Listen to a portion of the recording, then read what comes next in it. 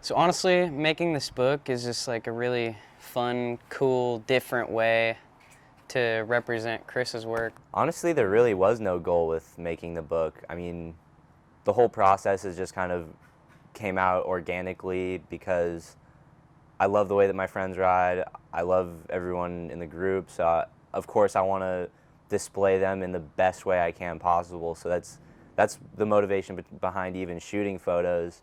Every time we go out, I'm always striving to get the best picture I can get with Chris, because he's a fucking champion.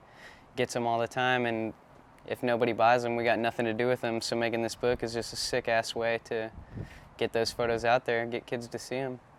And then once I have all these photos, the outlets aren't really available right now with the current state of print, so I just decided to do it myself. Jokingly brought it up to Denim, and he just said, yeah, let's do a hardcover version. And at that point, I was thinking a small zine at most, maybe 50 pages, nothing serious, but it's kind of grown into this, this hardcover behemoth with a rolling tray on it, just because, fuck it, why not?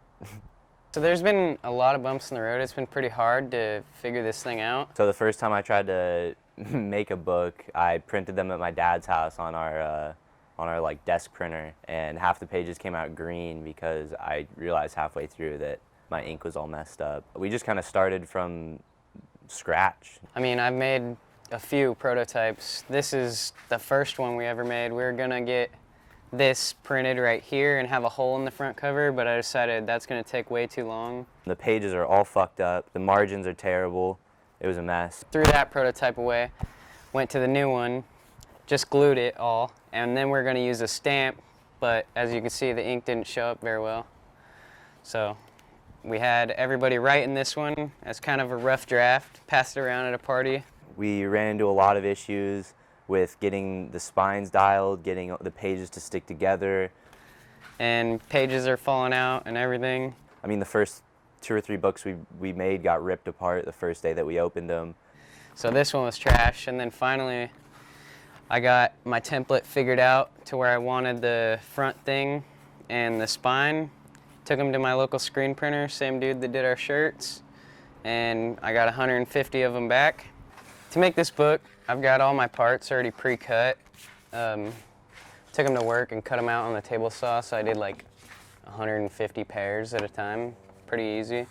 These wood things I cut out at work as well, and you take them and you staple them to the front piece of cardboard, and then you spray it all down with glue, get it in there, put it in the edge so you got the nice rolling tray on the front, and then you place your spine, your back cover, and then you kind of trim the edges and put the book in, throw it in this press.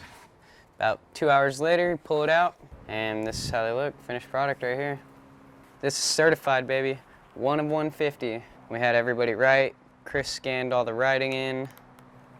I'm glad that we've gotten it to this point where it all looks dialed, it feels dialed, the binding is good, and all that, but it's really been a process. After the premiere, they'll be on the web store, so get at them. They'll be about $30, and they'll come with the DVD. I fucking hate my life, everything about it. I hate this so much. Thanks for tuning in to the first episode of Cox Builds. Subscribe, click the link, you know. Thanks, guys.